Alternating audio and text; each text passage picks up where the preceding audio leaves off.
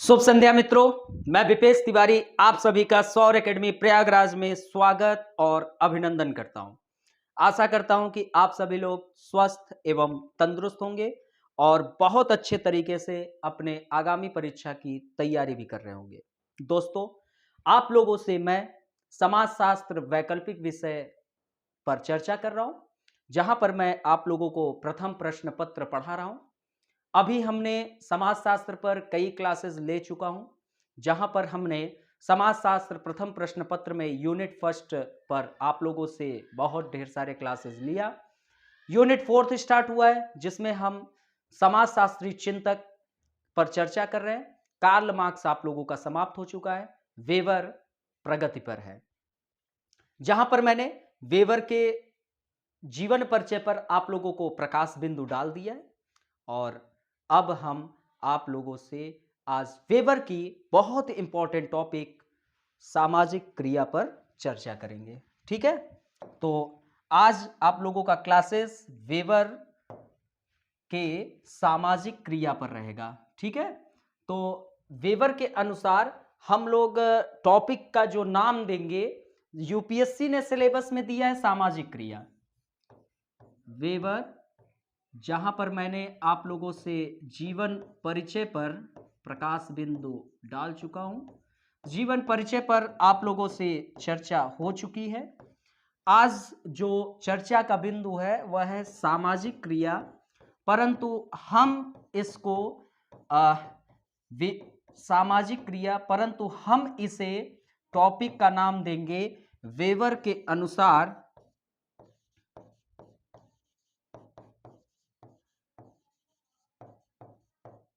समाजशास्त्र की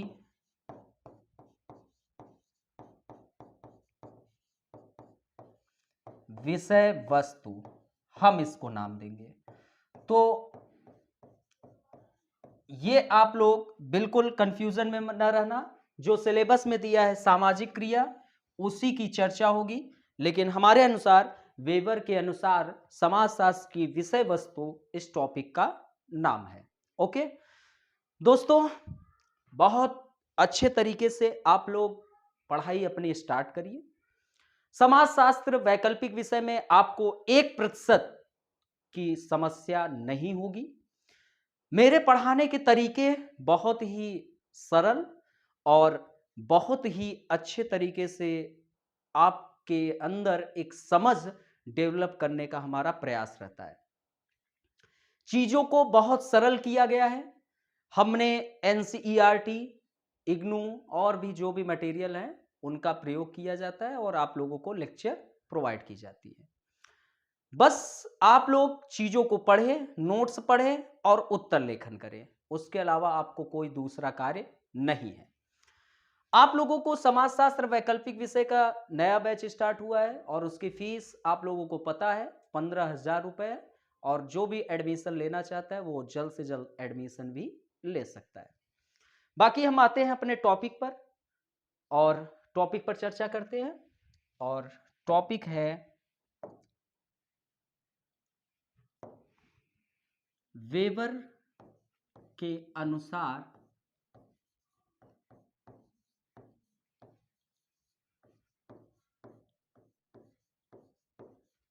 समाजशास्त्र की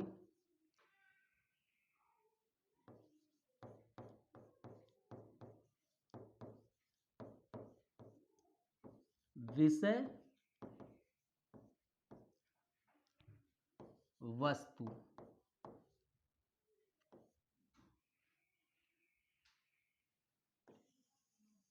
ठीक है दोस्तों, वेबर वेबर का यह मानना था कि समाजशास्त्र एक व्यवस्थित विषय है। आप अपने मन मस्तिष्क में विचार विमर्श करिए कि जब भी आपसे कोई कहे कि आप बहुत ही व्यवस्थित व्यक्ति हैं, तो इसका मतलब कि आप अपने जीवन में जो भी कार्य कर रहे हैं वो बहुत ही व्यवस्थित तरीके से कर रहे हैं। अर्थात कि जो निर्धारित समय है उन्हीं निर्धारित समय में आप कार्य कर रहे हैं।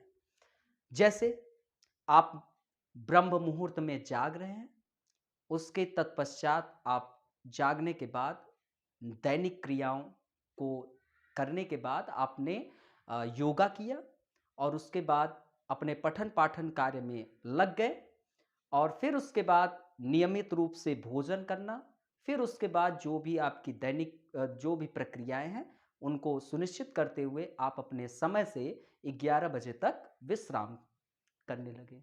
तो मतलब कि आप अपने जीवन में बड़े व्यवस्थित हैं। तो वेबर के अनुसार समाजशास्त्र एक व्यवस्थित विषय है। ये वेबर का मानना था। वेबर का मानना था समाजशास्त्र क्या है? समाजशास्त्र एक व्यवस्थित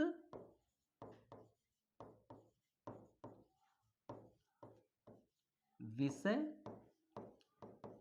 है। व्यवस्थित विषय होने के कारण इसकी अपनी विषय वस्तु होगी। व्यवस्थित विषय होने के कारण इसकी अपनी विषय वस्तु होगी।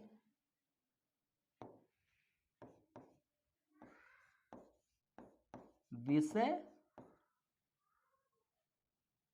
अपनी विषय वस्तु होगी और इस विषय वस्तु को अब पढ़ना चाहेंगे ना, तो इस विषय वस्तु के अध्ययन के उद्देश्य से, उद्देश्य क्या है? अध्ययन, अध्ययन के उद्देश्य से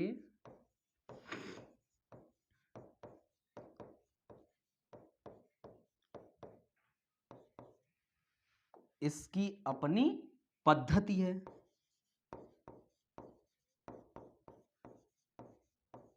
अपनी पद्धति है।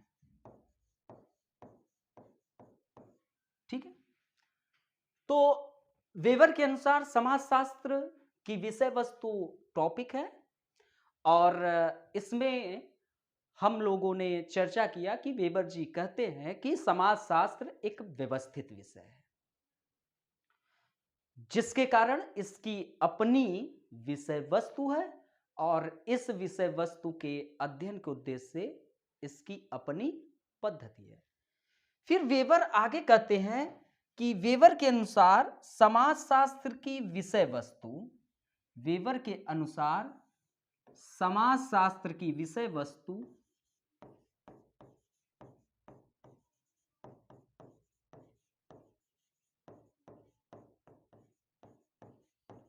समाज शास्त्र की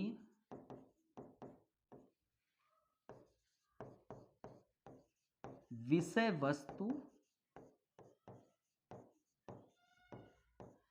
क्या है? सामाजिक क्रिया है।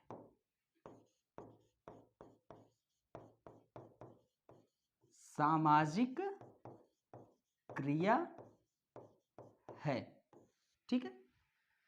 तो वेबर आगे कहते हैं, समझते चलिए बहुत धैर्यता के साथ, बड़े ही साधारणतः शब्दों में, क्योंकि यूपीएससी एग्जाम आप देने जाते हैं तो आपको साधारणतः शब्द पता होता है, बाकी किताबी लैंग्वेज आपके दिमाग से बहुत दूर चले जाते हैं। हमें साधारणतः शब्दों में चीजों को समझना है और उस पर विश्लेषण करना है।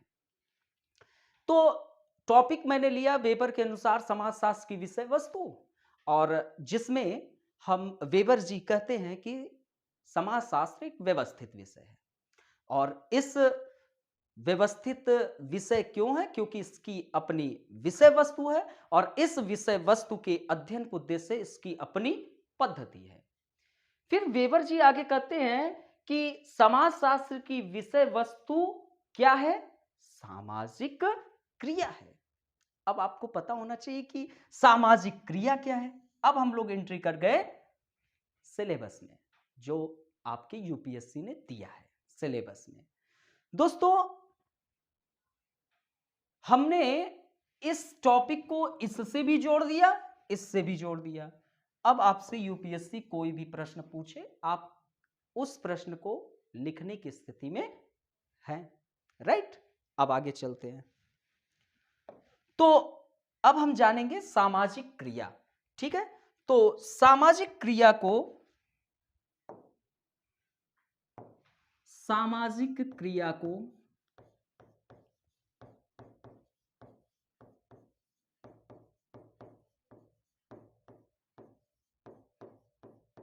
परिभाषित करते हुए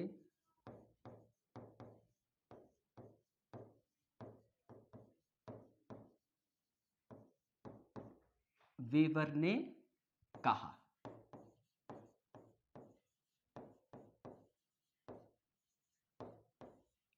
ठीक है, किसको परिभाषित करते हुए? सामाजिक क्रिया को। जो हमने देखा कि वेबर के अनुसार समाजशास्त्र की विषय वस्तु सामाजिक क्रिया है। राइट, तो सामाजिक क्रिया को परिभाषित करते हुए वेबर ने कहा कि हर वह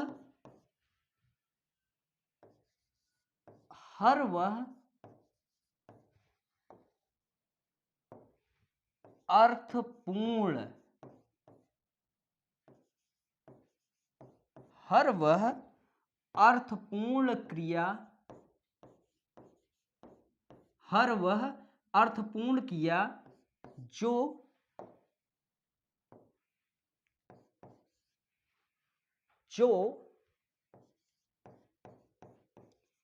किसी अन्य की ओर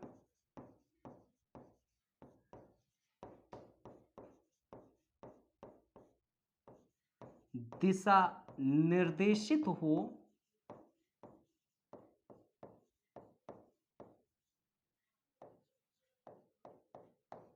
क्या कहलाएगी?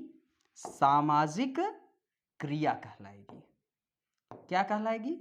सामाजिक क्रिया कहलाएगी।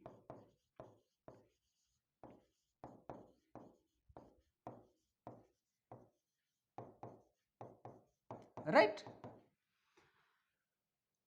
तो सामाजिक क्रिया को परिभाषित करते हुए वेबर ने कहा कि हर वह अर्थपूर्ण क्रिया, अर्थात कि जो क्रिया हो वह बिल्कुल अर्थपूर्ण हो, अर्थहीन न हो, अर्थपूर्ण हो। कोई भी क्रिया कैसा हो? अर्थपूर्ण हो। और जो किसी अन्य की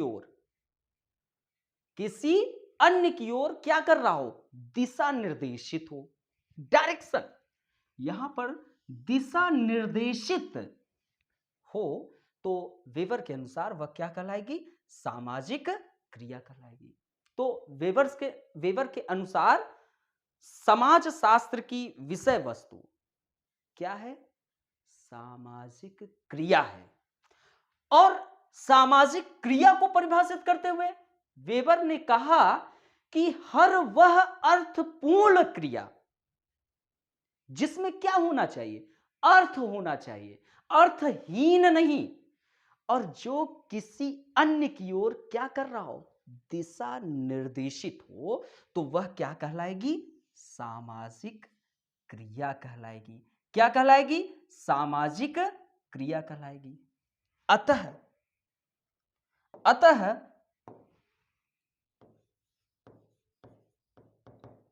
एक क्रिया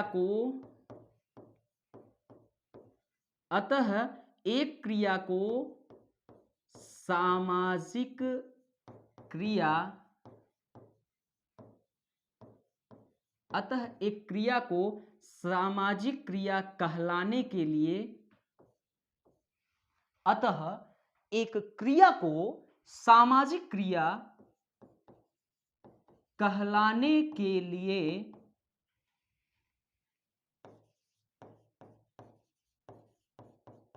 इसमें दो तथ्य होना अनिवार्य है।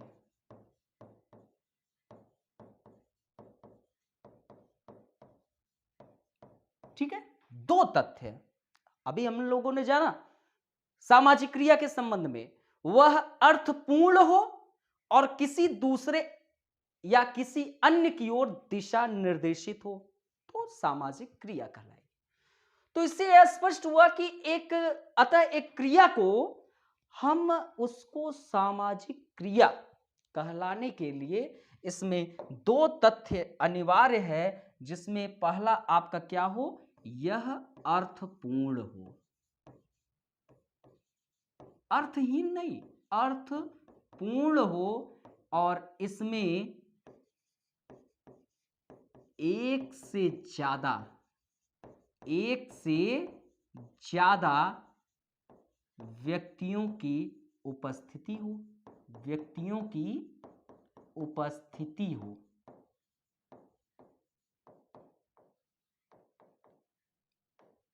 ठीक है, पहली चीज क्या, दूसरी चीज जब हमने बताया आपको किसके संबंध में, सामाजिक क्रिया को परिभाषित करते हुए कि वह अर्थपूर्ण हो और किसी अन्य की ओर दिशा निर्देशित हो, तो किसी अन्य की ओर दिशा निर्देशित को हम दूसरे शब्दों में क्या यह कह सकते हैं कि इसमें एक से ज्यादा व्यक्तियों की उपस्थिति हो। एक नहीं, एक से ज्यादा। तो अतः एक क्रिया को हम सामाजिक क्रिया तभी कहेंगे जब इसमें दो तथ्य अनिवार्य रूप से उपस्थित हो, यह अर्थपूर्ण हो और इसमें एक से ज्यादा व्यक्तियों की उपस्थिति हो। अतः एक सामाजिक क्रिया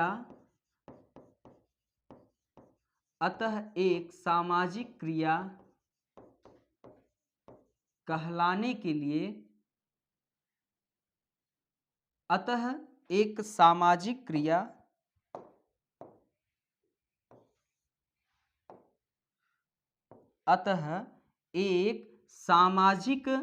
क्रिया हमेशा 1 मिनट, अतः एक सामाजिक क्रिया हमेशा किसी अन्य की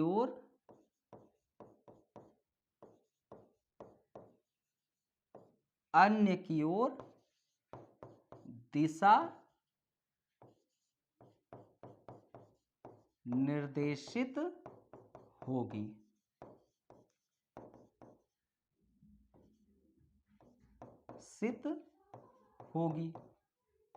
आइए इसको हम और अच्छे तरीके से देखते हैं, समझते हैं। तो दोस्तों, यदि कर्ता,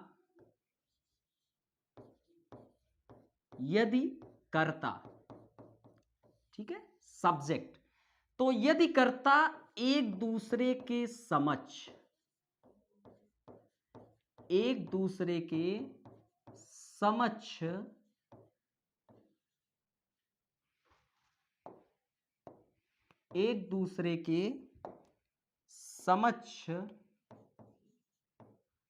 भौतिक रूप से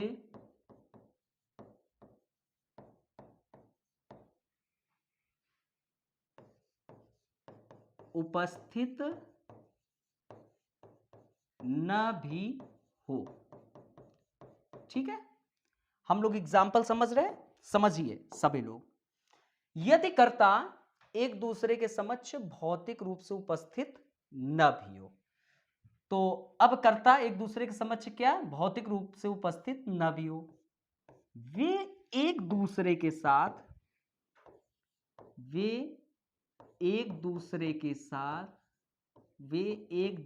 की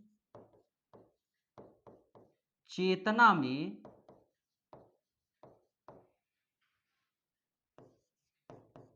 उपस्थित होने चाहिए। तो ये आपके क्या कहलाएंगे, सामाजिक क्रिया कहलाएंगे। अर्थपूर्ण भी है और किसी अन्य की ओर दिशा निर्देशित भी है, अर्थात उसमें एक से ज्यादा लोग उपस्थित हैं। ठीक है, इसमें एक से ज्यादा लोग उपस्थित हैं। जैसे जैसे हम किसी से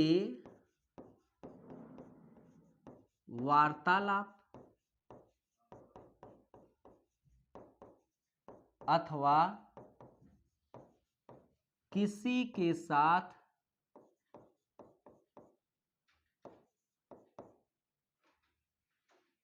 संघर्ष, सामाजिक क्रिया के उदाहरण हैं। अब इसको हम अपने एक निजी जिंदगी से समझा रहे हैं। समझिए, यही समझने का समय है। नहीं समझेंगे तो फिर कहीं गलती करेंगे। कल के डेट में, कल 12 तारीख था, ठीक है। कल के डेट में हमारे एक स्टूडेंट की शादी थी, ठीक है, विवाह था, ठीक है। और हम जो है उनके विवाह कार्यक्रम में सम्मिलित नहीं हो पाए।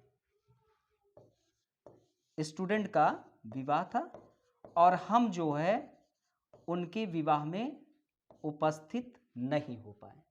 अर्थात कि हम इसको कह सकते हैं कि कर्ता मतलब मैं, विपेश,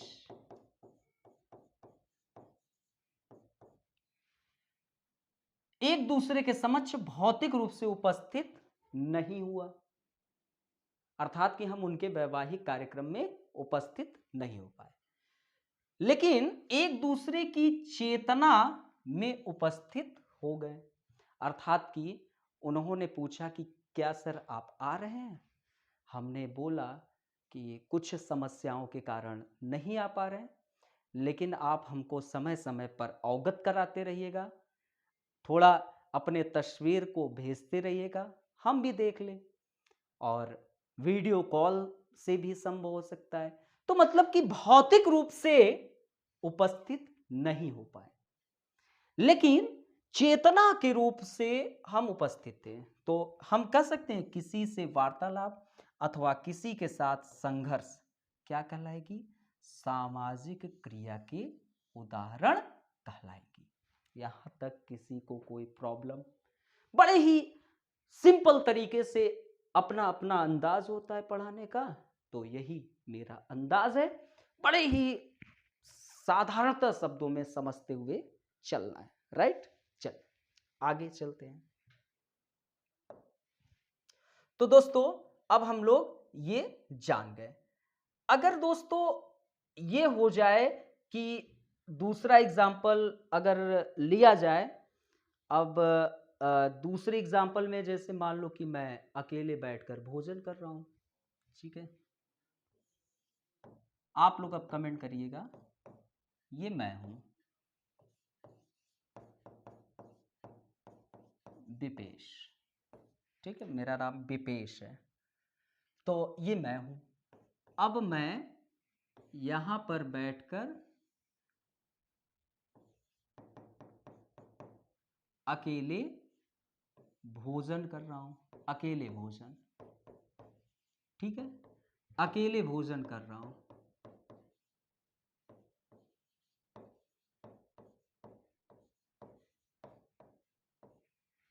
तो अब मुझे बताइए कि क्या यह सामाजिक क्रिया है कि नहीं?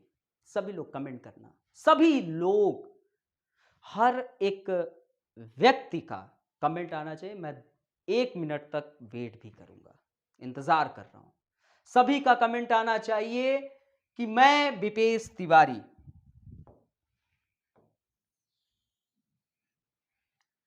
एक स्थान है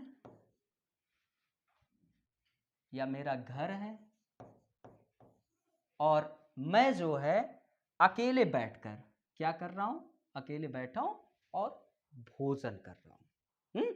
क्या कर रहा हूं? भोजन कर रहा हूं। भोजन में तो बहुत अच्छे अच्छे पकवान भी हैं, कचौड़ी, सब्जी और रायता और पनीर भी है, और उसको क्या कहते हैं, फ्रूट क्रीम है, रसगुल्ले भी हैं, और फल भी हैं, जूस भी है, दूध भी है, सब कुछ है, ठीक है, सब कुछ जो आप सोच ले। तो अकेले बैठ के हम भोजन कर रहे हैं और बड़े चाव से एकदम दिल लगा के भोजन कर रहे हैं। भोजन तो हम दिल लगा के करते ही हैं, कोई भी काम हम दिल लगा के ही करते हैं, ठीक है। तो अकेले बैठकर भोजन करे जा रहे हैं। तो ये क्या वेबर ने जो सामाजिक क्रिया की डेफिनेशन दी, परिभाषा दी, तो क्या यह एक सामाजिक क्रिया है? तो दोस्तों यह एक सामाजिक क्रिया नहीं है। यह सामाजिक क्रिया नहीं कहलाएगी। क्यों? अब मन में प्रश्न उठेगा ना, सामाजिक क्रिया नहीं कहलाएगी, तो प्रश्न उठेगा कि क्यों सामाजिक क्रिया नहीं कहला रही है? नहीं, देखिए, सामाजिक क्रिया को परिभाषित करते हुए वेबर ने कहा कि हर एक अर्थपूर्ण क्रिया परंतु किसी अन्य की ओर दिशा निर्देशित भी होना चाहिए। तो भोजन यहां अर्थपूर्ण क्रिया है, मैं मानता हूं भोजन यहां आपका अर्थपूर्ण है।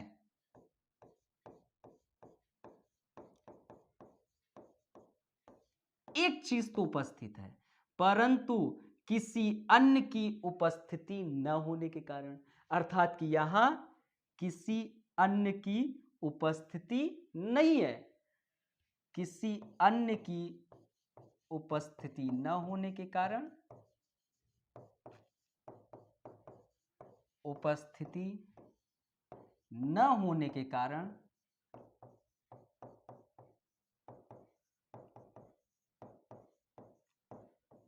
सामाजिक क्रिया नहीं कहलाएगी। राइट? सभी को समझ में आ रहा है? यहां तक कोई दिक्कत, कोई समस्या, कमेंट? कोई दिक्कत नहीं। देखिए, दिल लगा के हर एक कार्य करिए, जीवन में जरूर सफल होंगे। बस एक ही चीज न करना दिल लगा के, मोहब्बत। हाँ, बाकी सब कुछ कर डालिए, नहीं तो पता चला कि हमारे तरह आप लोग भी टीचर उचर बन जाएंगे फिर। चलिए, ठीक है, तो अब आगे चलते हैं।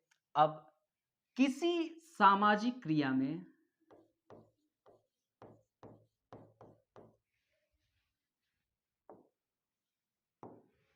किसी सामाजिक क्रिया में कर्ता द्वारा किसी सामाजिक क्रिया में कर्ता द्वारा निहित अर्थ एवं उद्देश्य, अर्थ एवं उद्देश्य के आधार पर वेबर ने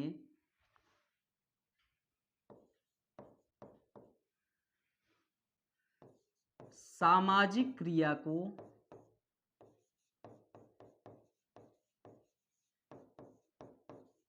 चार प्रकारों में, प्रारूपों में वर्गीकृत किया। कितने? चार प्रारूपों में वर्गीकृत किया। अब दोस्तों, समाज में इन्हीं, अब ये गाना ना याद कर ले लगना, इन्हीं लोगों ने, चले, तो समाज में इन्हीं चार आधारों पर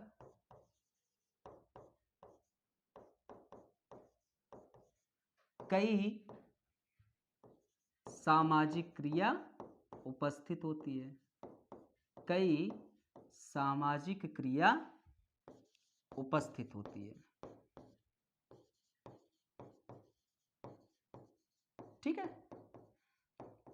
तो वेबर जो है, वो सामाजिक क्रिया में कर्ता द्वारा, कौन? कर्ता द्वारा, अर्थात कि हम और जो देख रहे हैं आप, निहित अर्थ एवं उद्देश्य के आधार पर वेबर ने सामाजिक क्रिया को कितने प्रारूपों में? चार प्रारूपों में वर्गीकृत कर दिया। समाज में इन्हीं 4 आधारों पर कई सामाजिक क्रिया उपस्थित होती हैं।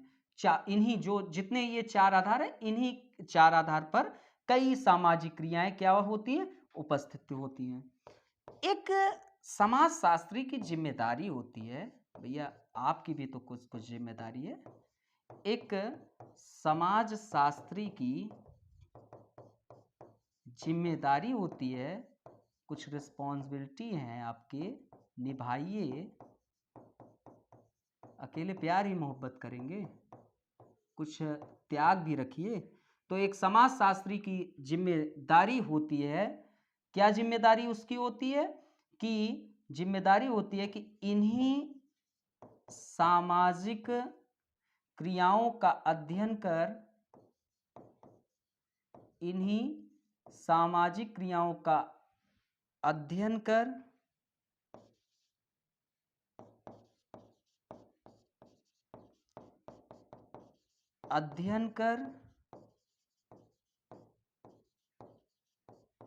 इनमें छिपे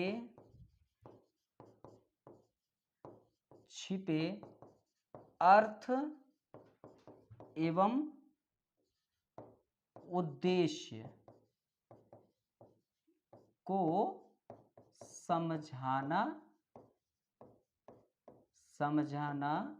है। ठीक है, तो क्या कि अब भैया एक समाजशास्त्री की जिम्मेदारी कि इन्हीं सामाजिक क्रियाओं का अध्ययन आप करें और उसमें जो भी छिपे अर्थ एवं उद्देश्य हैं उनको समझिए, समझाइए। ये आपकी प्रक्रिया होनी चाहिए। अब वो 4 प्रकार की सामाजिक क्रियाएं कौन कौन है वो नोट कर लीजिए। 4 प्रकार की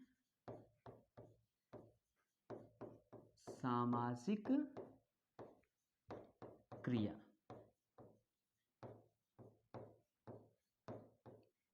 4 प्रकार की, ठीक है, कितने, 4 प्रकार की।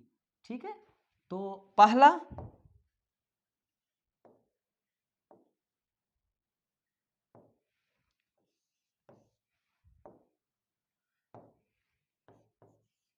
लक्ष्य उन्मुख तार्किक। कैसा, लक्ष्य उन्मुख तार्किक क्रियाएं। कैसा, लक्ष्य उन्मुख तार्किक क्रियाएं। ठीक है,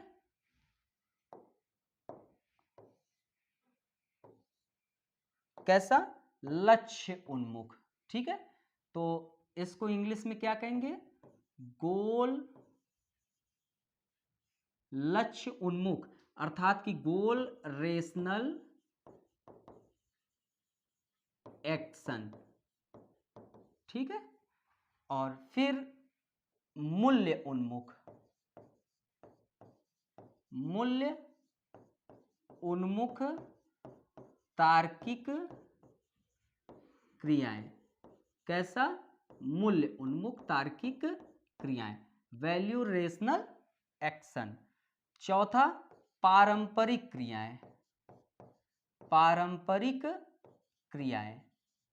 ठीक है, क्रिया, ट्रेडिशनल एक्शन। ठीक है, पारंपरिक क्रिया। और चौथा जो है भावनात्मक क्रियाएं। कैसा, भावनात्मक क्रियाएं। ठीक है, हम लोग इन चारों को अब एक एक करके जानते हैं और समझते हैं। ठीक है, तो 4 प्रकार की सामाजिक क्रियाएं आपने देख लिया, गोल रेशनल एक्शन, और आपके दूसरे जो है वैल्यू रेशनल एक्शन, और तीसरा जो है ट्रेडिशनल एक्शन, और पांचवा है भावनात्मक क्रियाएं। ठीक है, तो ये चीजें अब आप लोगों को एक एक करके समझाते हैं। यहां तक किसी को कोई दिक्कत हो तो वो कमेंट करके पूछ भी सकता है। ठीक है, किसी को कोई दिक्कत नहीं, चला जाए आगे। कोई दिक्कत नहीं ना, चला जाए? ठीक है, चलिए। अब दोस्तों 1 मिनट,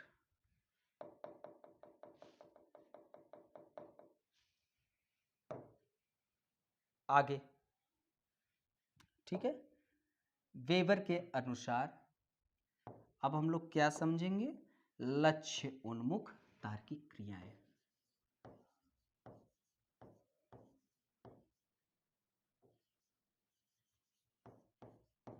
लक्ष्य उन्मुख तार्किक क्रियाएं, ठीक है। तार्किक क्रियाएं।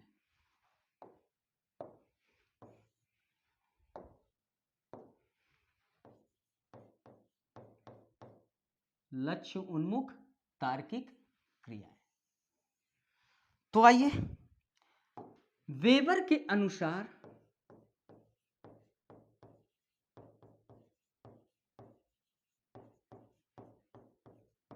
लक्ष्य उन्मुख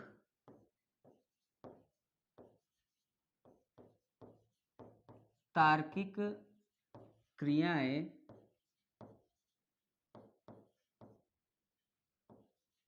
लक्ष्य उन्मुख तार्किक क्रियाओं में जो लक्ष्य का चयन है, लक्ष्य उन्मुख तार्किक क्रियाओं में 1, लक्ष्य उन्मुख तार्किक क्रियाओं में किसका चयन? लक्ष्यों का चयन। लक्ष्यों का चयन कैसे किया जाता है? तो लक्ष्यों का चयन तार्किक रूप से किया जाता है। किसके रूप से? तार्किक रूप से, ठीक है। कैसे किया जाता है? तार्किक रूप से। किसी को कोई दिक्कत? तो वेबर के अनुसार लक्ष्य उन्मुख तार्किक क्रियाओं में क्या होता है कि लक्ष्यों का जो चयन है वो किस आधार पर किया जाएगा? तार्किक रूप से किया जाएगा। अब दोस्तों लक्ष्य का चयन, लक्ष्य का चयन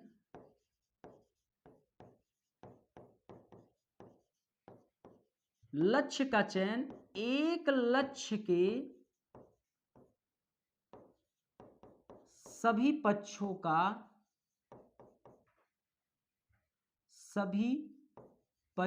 का मूल्यांकन करने के उपरांत ही किया जाता है। करने के उपरांत ही किया जाता है, ठीक है। जो लक्ष्य का चयन है, एक लक्ष्य के सभी पक्षों का हम क्या करेंगे? मूल्यांकन करेंगे, और मूल्यांकन करने के उपरांत ही किया जाता है, ठीक है। मतलब कि वेबर के अनुसार उन्होंने कहा कि लक्ष्य उन्मुख तार्किक क्रियाओं में क्या होगा चयन? लक्ष्य का चयन कैसे होगा? तार्किक रूप से होगा। लक्ष्यों का चयन कैसे हो रहा है? तार्किक रूप से हो रहा है, राइट। अब ये जो लक्ष्य का चयन है, ठीक है, लक्ष्य का चयन,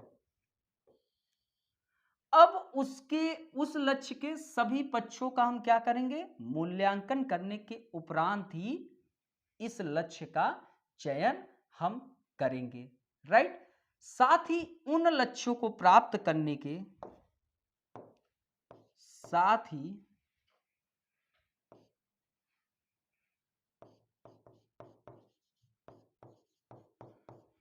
उन लक्ष्यों को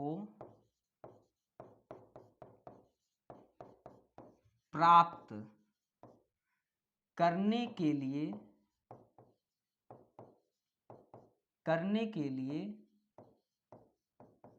साधन, अब आप चाहेंगे ना कि उन लक्ष्यों को हम क्या करें? प्राप्त करें। तो उन लक्ष्यों को प्राप्त करने के लिए साधन आपके कैसे होंगे? तो उन लक्ष्यों को प्राप्त करने के लिए साधन तार्किक होने चाहिए। साधन कैसे होने चाहिए? तार्किक रूप से चुने जाते हैं या होने चाहिए।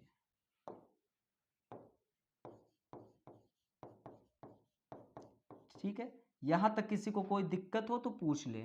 चुने जाते हैं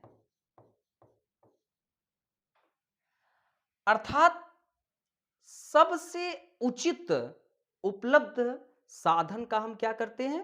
प्रयोग करते हैं। ठीक है, तो यहां हम लोगों ने क्या जाना कि लक्ष्य उन्मुख तार्किक क्रियाओं में, तो वेबर ने कहा कि लक्ष्य उन्मुख तार्किक क्रियाओं में लक्ष्यों का चयन कैसे किया जाएगा? तार्किक रूप से किया जाता है। अब ये लक्ष्य का चयन एक लक्ष्य के सभी पक्षों का मूल्यांकन करने के उपरांत ही किया जाएगा।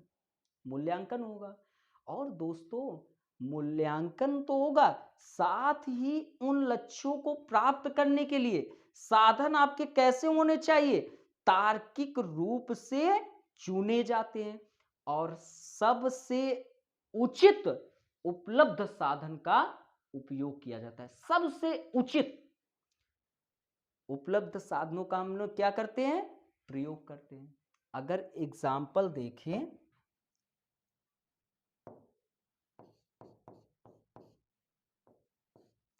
अधिकारी तंत्र आधारित व्यवस्थाएं।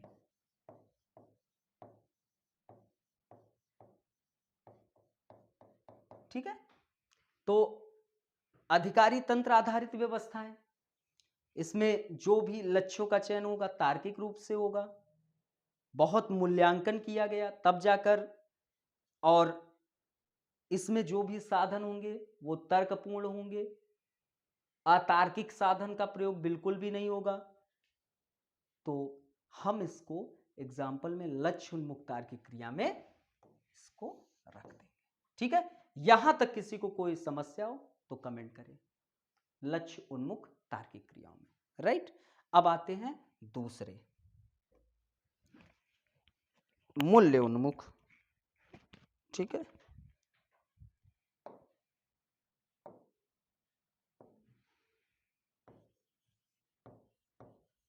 मूल्य उन्मुख तार्किक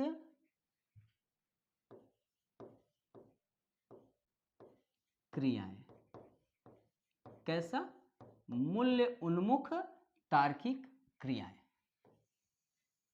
अब दोस्तों मूल्य उन्मुख तार्किक क्रियाओं में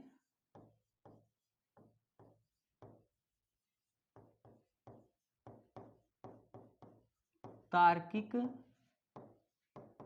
क्रियाओं में लक्ष्यों का चयन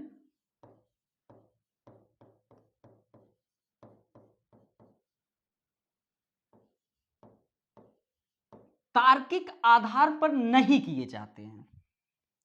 याद रखिए, तार्किक आधार पर नहीं किए जाते हैं। किसके? लक्ष्यों का चयन तार्किक आधार पर नहीं किए जाते हैं। आधार पर नहीं किए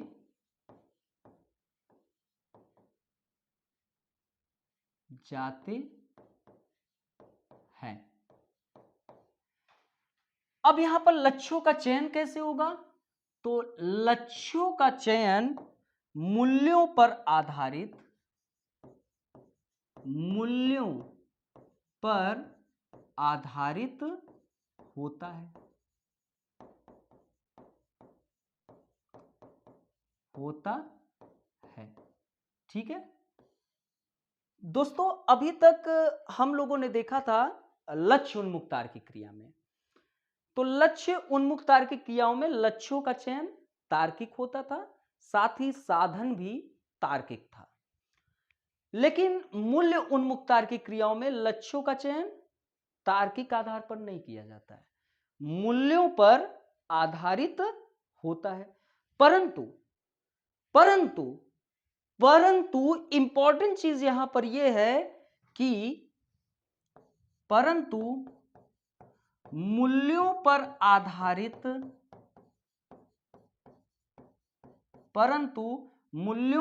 आधारित इस लक्ष्य को प्राप्त करने के लिए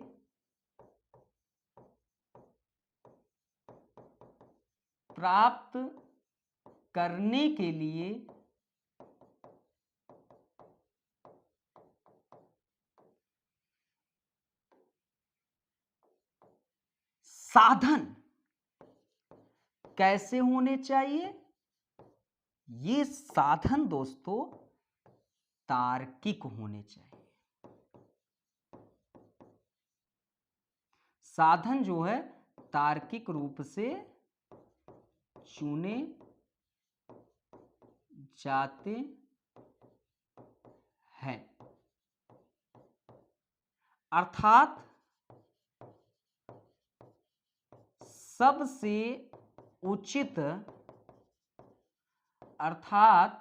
सबसे उचित साधन का प्रयोग किया जाता है। ठीक है, तो लक्ष्य उन्मुख तार्किक क्रिया में हम लोगों ने देखा कि लक्ष्य भी तार्किक थे, साधन भी तार्किक थे। मूल्य उन्मुख तार्किक क्रिया में यह देखा गया कि लक्ष्यों का चयन तार्किक आधार पर नहीं किया जाता है। मूल्यों पर आधारित लक्ष्यों का चयन कैसा है? मूल्यों पर आधारित होता है। परंतु मूल्यों पर आधारित जब लक्ष्य है तो इसको हमें प्राप्त करना होगा, तो प्राप्त करने के लिए साधन की जरूरत पड़ेगी, लेकिन साधन जो है वह तार्किक रूप से चुने जाते हैं, अर्थात कि सबसे उचित साधन का प्रयोग किया जाता है। तो एग्जाम्पल, जैन धर्म में भोजन, वस्त्र, जल इत्यादि का परित्याग, समझ, एग्जाम्पल, जैन धर्म में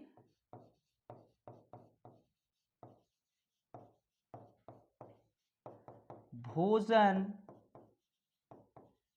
जल, वस्त्र इत्यादि के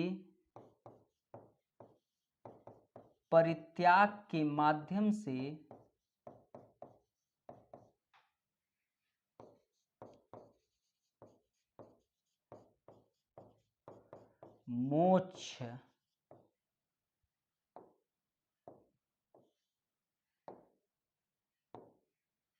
मोक्ष की प्राप्ति,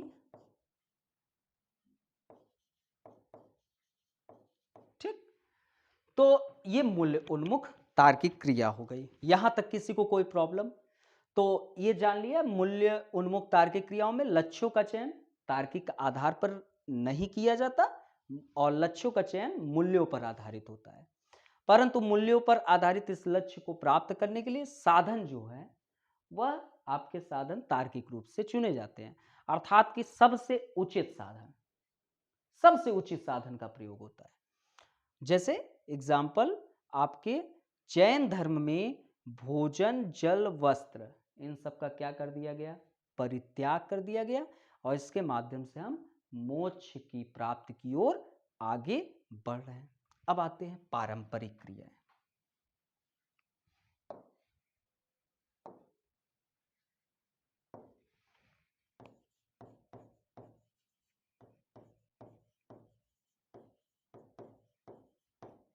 शब्द से ही स्पष्ट हो रहा है कि रीत रिवाज परंपराओं से जुड़ा हुआ। तो पारंपरिक क्रियाएं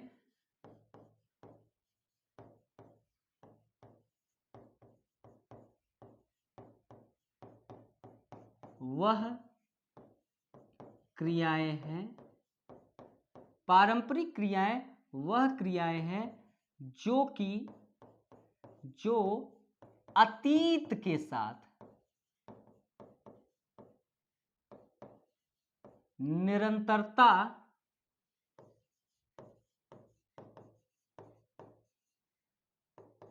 स्थापित करने के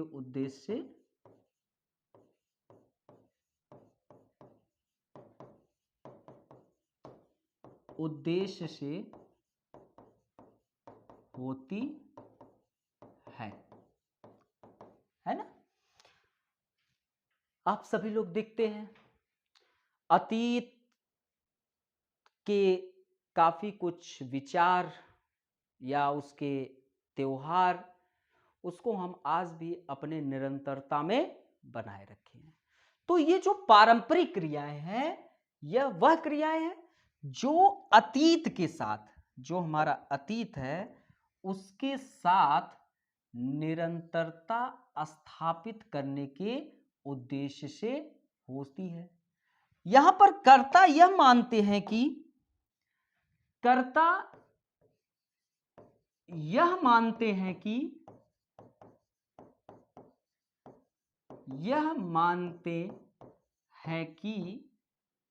अतीत क्या है।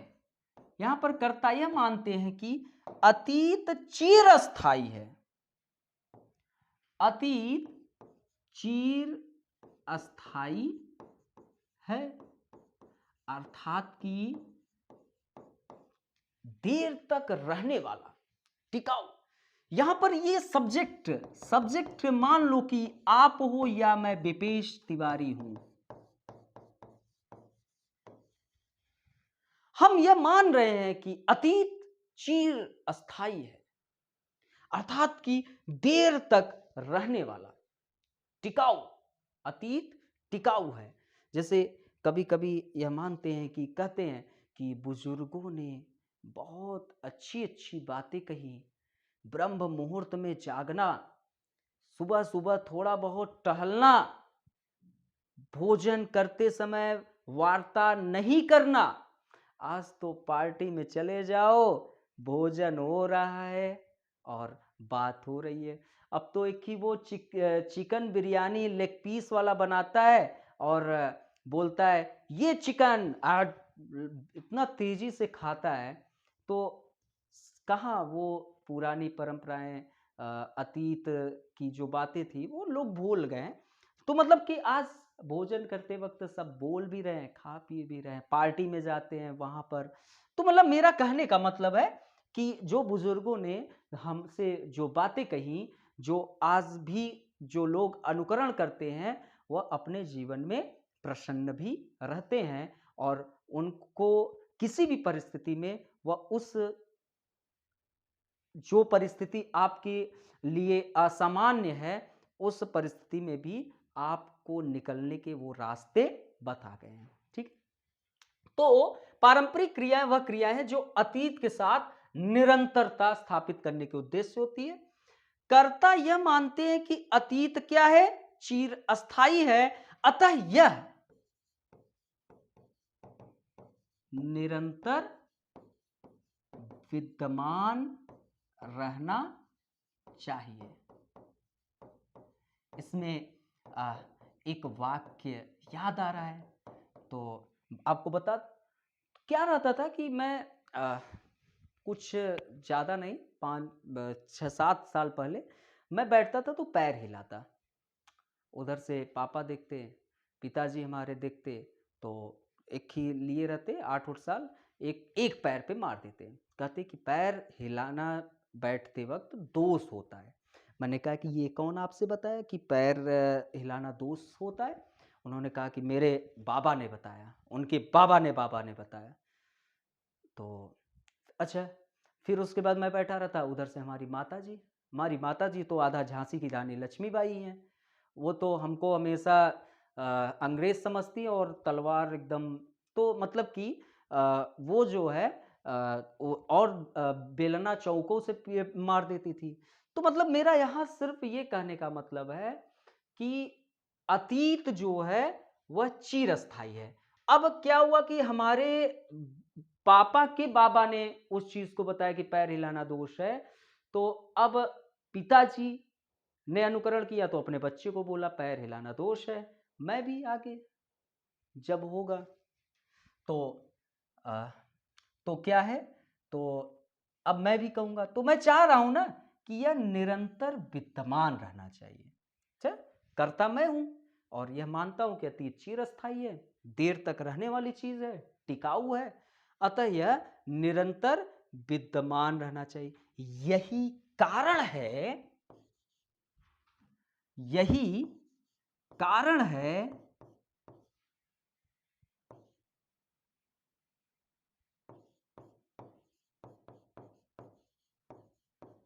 कि कुछ क्रियाएं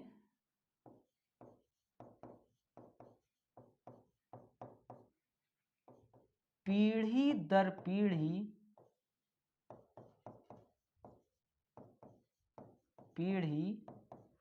निरंतर उपस्थित रहती है,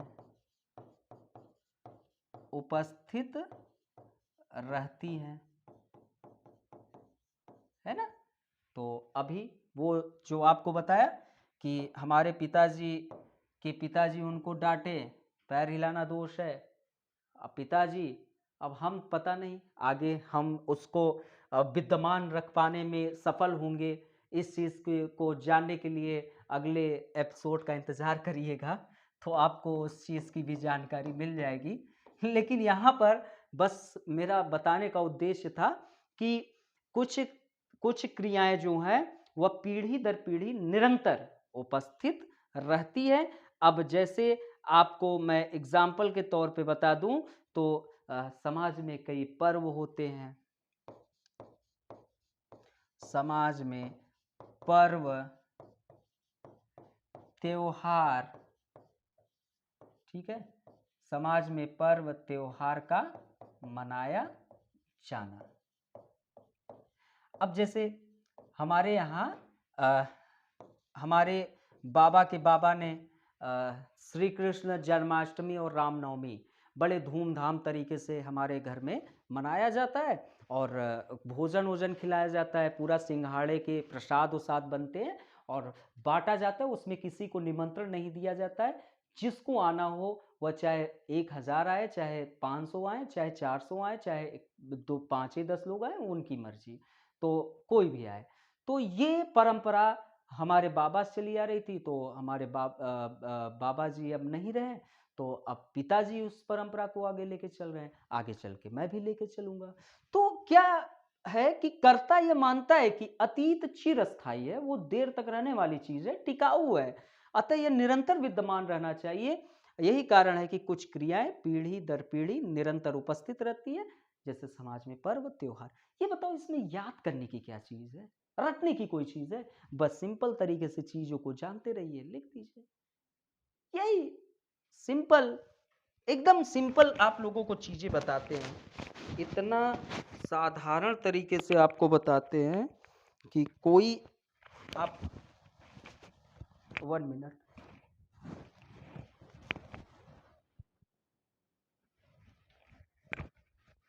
जाओ, 1 मिनट 1 मिनट, थोड़ा ये बाहर आ गया, ठीक है, 1 मिनट। तो अब आते हैं भावनात्मक क्रियाएं, ठीक है, आइए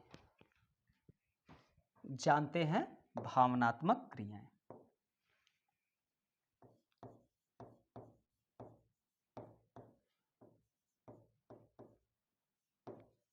भावनात्मक क्रियाएं, ठीक है, इसमें मुझे बड़ा अच्छा सेंटेंस याद आ रहा है भावनात्मक क्रिया पे।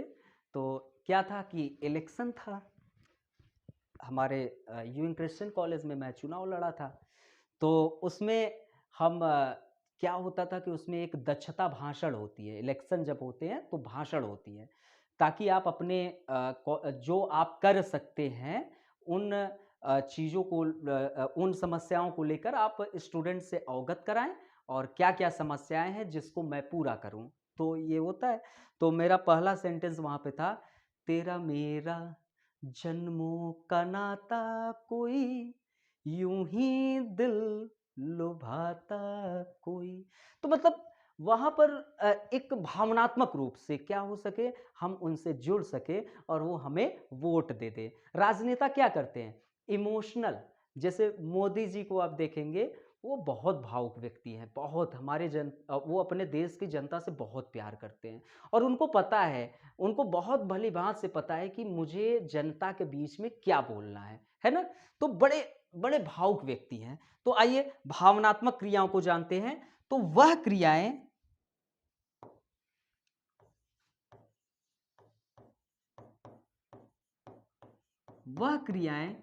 जो मुख्यतः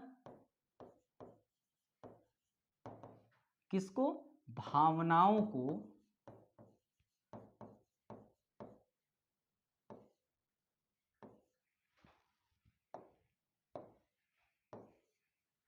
भावनाओं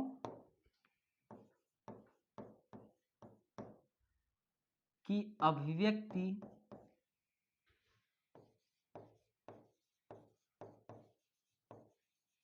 के उद्देश्य से होती है। ठीक है। तो अब क्या हुआ, कॉलेज समाप्त हुई, कॉलेज समाप्त हुई और सभी जितने यार मित्र थे बिछड़ गए। पता चला कि इलाहाबाद में कुंभ मेले का आयोजन हुआ। अब इस कुंभ मेले में बहुत दूर दूर से लोग आते हैं, संपूर्ण विश्व के लोग यहां पर आते हैं, सभी लोग। तभी अचानक दो बिछड़े यार अचानक एक दूसरे को देखते हैं, अबे तू, और अचानक तुरंत गले लगा लिया। तो क्या है, ये एक भावनाओं की अभिव्यक्ति है और उस उद्देश्य से होता है। तो किसी मित्र को गले लगा लेना, किसी मित्र को गले लगा लेना, ठीक है, किसी मित्र को गले लगा लेना, लगाना। अब दूसरा एग्जाम्पल, एक बार क्या हुआ, जब मैं क्लास 8th में था, क्लास 8th, तो क्लास 8th, तो हमारे साथ हम लोग पढ़ते थे और ट्यूशन भी करते थे। ट्यूशन मतलब कि स्कूल और प्लस हम लोगों का ट्यूशन भी रहता था। ठीक है, ट्यूशन, ठीक है। तो हम लोग पढ़ते थे, तो गर्ल्स बॉयज़ दोनों साथ में पढ़ते थे। तो एक बहुत अच्छी टैलेंटेड लड़की थी, उसका नाम था, ठीक है, और नाम तो मैं सार्वजनिक नहीं कर सकता, बट नाम था, नाम मैं कुछ भी एक्स ले लेता हूँ, ठीक है, एक्स मैं नाम ले लिया। अब क्या कि वो मतलब कि क्या हुआ कि वो भी टैलेंटेड थी, तो जब टैलेंट है तो उद्देश्य सिर्फ मेरा क्या रहता था कि वार्ता हो जाती थी, थोड़ा नोट्स वोट्स का आदान प्रदान, थोड़ा कुछ चीज़ें, बस इतना ही, ठीक है, और कुछ नहीं। तभी पता नहीं उसको कोई लड़का पसंद करता था। क्लास 8th की बात है, मतलब कि ये समझिए कि 9th में प्रवेश करने की ओर। तो क्या हुआ कि वो लड़का जो है, वो सोचा कि इससे बात होती है और मुझसे तो बात नहीं होती है, और वो आया, हमको तुरंत कॉलर पकड़ लिया कि अब तू उससे बात नहीं करेगा। मैंने कहा कि मैं तेरा क्या बिगाड़ा हूँ, वो मुझसे बात कर रही है, मैं उससे थोड़ी बात करने जा रहा हूँ, उसको ज़रूरत है। और बाकी ठीक है, वो भी पढ़ने में अच्छी है, तो हमारी भी कभी ज़रूरत पड़ जाती है, हमेशा डेली तो स्कूल जाना नहीं रहता था, बीच बीच में क्या होगा, तबीयत खराब हो गई और वो हो गया। तो टीचर जो लिखाए रहते हैं, तो क्या होता है कि चीज़ें कुछ लोग जो होते हैं बड़ा गलत लिख देते हैं, लेकिन वो सही से लिखती थी। तो इस कारण थोड़ा बहुत मित्रता उत्रता, थोड़ा बहुत कुछ खिला पिला देते थे, तो बढ़िया से वो हेल्प कर देती थी। और क्या रहता था कि कुछ नोट्स वोट्स नहीं बनाए रहते तो उसको दे देते, लिख भी देती थी, बड़ा मदद करती थी। तो वो जो है कॉलर पकड़ लिया। अच्छा ठीक है, कॉलर पकड़ा, फिर क्या हुआ कि उसी वक्त एक मेले का आयोजन हुआ वहाँ पे, ठीक है, मेले का आयोजन। तो हाँ, बड़ा फेमस मेला है, तो उसका नाम भी सार्वजनिक नहीं करते हैं, नहीं तो पता चला कि वो देखेगी तो कहेगी कि क्या विपेश ऐसे। तो मेले का आयोजन हुआ, तो वो लड़का जो है वहां पर आया। अब देखिए सिचुएशन क्या था उस वक्त। सिचुएशन ये था कि मेला और मैं यहाँ पर, और मेरे साथ 2 लोग थे, ठीक है, 2 लोग थे, और वो लोग कम से कम न सही तो 15 लोग थे। एक घर था, उसमें से एक लड़के का ये घर था। मेरा वहां पर जो मेरा एक आईक्यू लेवल है वो बहुत सही तरीके से, और लगभग ये 3 साल मेले की बात है पहले। तो मैं जो है यहाँ पर एक रणनीति बना लिया। मैं एक चीज सोचा कि जिसको मुझे पीटना था, मैं वो लड़का जो है उसकी हरकतें ऐसी बता रही थी कि अभी ये 14 लोग इस घर में जाएंगे और ये बाहर से गेट को बंद कर देगा। अच्छा, संयोग से ऐसा ही हुआ। यहां पर मैंने एक लड़के से बोला कि मैं इस जैसे ही ये 14 लोगों को बंद करेगा और मैं इससे जाऊंगा, बात करूंगा, ठीक है। एक लड़के से कह दिया कि अगर तुझे हिम्मत है तू उसे पीट सकता है तो पीट, अगर हिम्मत हो तभी जाना, अन्यथा मत जाना, ठीक है। तो उसने कहा नहीं मैं मार दूंगा, ठीक है। मैं गया उससे वार्ता करने। मैंने कहा क्या हाल है, ठीक है, बात तो होने लगी, हम तो दूर ही हो गए, हम तो बस बात कर रहे थे, मित्र थी, तुम तो मित्रता भी नहीं कायम रखने दिए। अच्छा ठीक है। तो अब क्या हुआ कि हम उससे बात कर रहे थे, ये पहुंचा और पहुंचते ही मान बहुत अच्छा खासा 7-8 झापड़ बढ़िया से मार दिया, है ना? मार दिया। और मैं तब पर भी वहां पर खड़ा रहा, ठीक है। और वो जान भी रहा है, लेकिन उस और ये संजोग अच्छा था कि उस वक्त जिस दुकान पे हम लोग उसको मारे थे, वो दुकान जो था वो हमारे परिचित के थे। तो सब लोग खड़े हो गए, तो वो 14 भी बाहर आ गए, कहे विपेश तुम ही हो, जाओ ढूंढो अब उस लड़के को। उसको भेज दिए तुरंत इलाहाबाद। तो क्या, तो मतलब कि मेरा यहाँ पर सिर्फ कहने का मतलब है किसी मित्र को गले लगाना और किसी शत्रु पर हमला करना। मेरी दोस्ती और मेरी दुश्मनी दोनों ही शानदार रहती है, लोग याद करते हैं। तो किसी शत्रु पर हमला कर देना, किसी शत्रु पर हमला कर देना, कर देना, राइट। तो मतलब किसी मित्र को गले लगाना, किसी शत्रु पर हमला कर देना, यह सब क्रियाएं मुख्यतः भावनाओं की अभिव्यक्ति के उद्देश्य से होती है।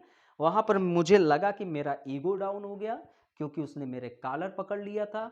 इस कारण उसको सबक सिखाना था, क्योंकि मैंने आपसे बताया कि मेरी मित्रता और मेरी मतलब मेरी दोस्ती और मेरी शत्रुता दोनों ही शानदार होती है और लोग याद करते हैं। आज ये जो कुंभ मेले में मिले 2 यार थे, अचानक जिस अंदाज में गले लगाए थे, तो उनको भी याद है, हमको भी याद है, और इस शत्रु पर हमला करना भी याद है। चल, अब यहां पर आपके ये चारों खत्म हो गए, ठीक है, ये 4 क्रियाएं। अब आगे हमको जानना है वेबर के अनुसार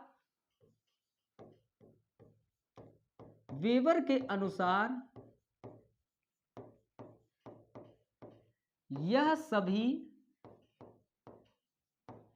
4 प्रकार की सामाजिक क्रियाएं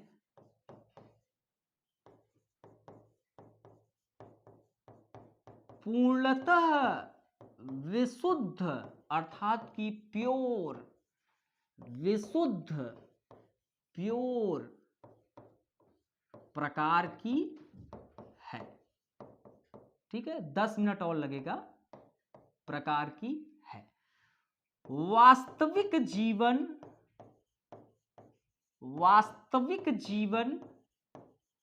में इनमें से वास्तविक जीवन में इनमें से कोई भी अकेले उपस्थित नहीं होते हैं।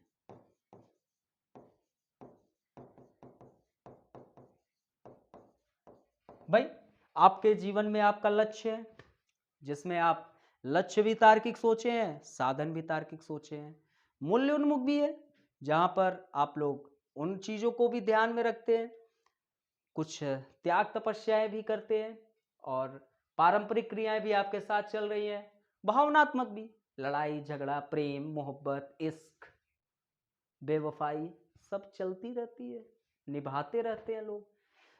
कजनी कितने इतने अब किसी लड़के को लड़की छोड़ दी तो पता चला कि मेरे शादी में जरूर आना मूवी देखा, तो पता चला कि उसका रिंगटोन ही बदल गया, मेरा इंतकाम देखेगी। कब तक इंतकाम दिखाओगे? अधिकारी इंतकाम दिखाने के लिए नहीं होती है ना? तो पता चला कि ये देख लिया, पता चला कोई कोई लड़का जो है किसी से इश्क मोहब्बत कर रहा है, और पता चला कि कोई मूवी देख लिया तो जिसमें हीरो जो है काटा, तुरंत खून निकलने लगा, लगा दिया मांग में सिंदूर। तो पता चला वो फिल्मी स्टाइल में पहुंचा, सिंदूर लगाने की कोशिश की, तो पता चला कि पुलिस आई और बढ़िया से जेल में भी बंद कर दिया, और अच्छा खासा लाठी डंडा भी पड़े। कुछ ऐसे होते हैं कि मान लो कि बार बार लड़की को परेशान कर रहे हो कि मुझसे मोहब्बत कर ले, अरे वो नहीं करना चाह रही है तो तुम जबरदस्ती करवा लोगे, तो पता चला कि शीशा में उठाए तेजाब की बोतल और पहुंच गए और चेहरे बर्बाद कर दिए। अब वो लड़की बोलेगी कि अब मुझसे शादी कर लो, अब तो ये चेहरे भी नहीं रहे जो सुंदरता थी, लेकिन तुम्हारा प्रेम तो मेरे अंतरात्मा से थी, तो अब कर लो। नहीं करेगा, क्योंकि लेके जाएगा तो बेइज्जती होगी। व्यक्ति जो होता है वह बिगाड़ना बहुत उसको मजा आता है, लेकिन किसी को बनाना ये एक बहुत बड़ा कार्य होता है। बिगड़ने में कोई भी चीज टाइम नहीं लगता है, एक सेकंड में आप सब कुछ बिगाड़ सकते हैं, लेकिन बनाने में वर्षों लग जाते हैं। एक घर को तैयार करने में उस बुजुर्ग माता पिता से पूछिए जिसने एक एक ईंट को तपस्या के साथ रखकर वो मंजिल बनाई, लेकिन आज बिगाड़ने में एक बुलडोजर मंगाए, पूरा ध्वस्तीकरण हो गया। तो ये अब वास्तविक जीवन में इनमें से कोई भी अकेले उपस्थित नहीं है, हर एक व्यक्ति के जीवन में ये सभी चारों क्रियाएं देखने को मिलती हैं। वास्तव में कोई भी सामाजिक क्रिया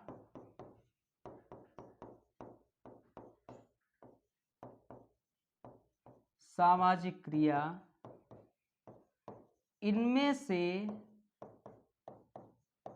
एक से ज्यादा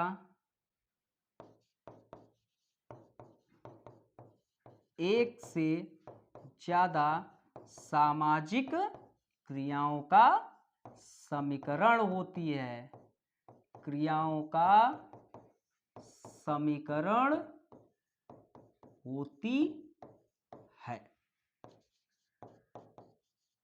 राइट? वास्तव में कोई भी क्रिया सामाजिक क्रिया इनमें से एक से ज्यादा सामाजिक क्रियाओं का समीकरण होती है। राइट? तो अतः यह समाजशास्त्री का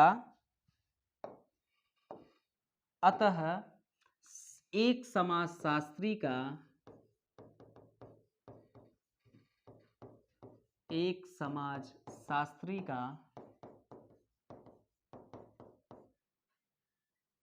की जिम्मेदारी होती है किसी भी सामाजिक क्रिया का अध्ययन कर उसके पीछे छिपे व्यक्तिनिष्ठ अर्थ एवं उद्देश्य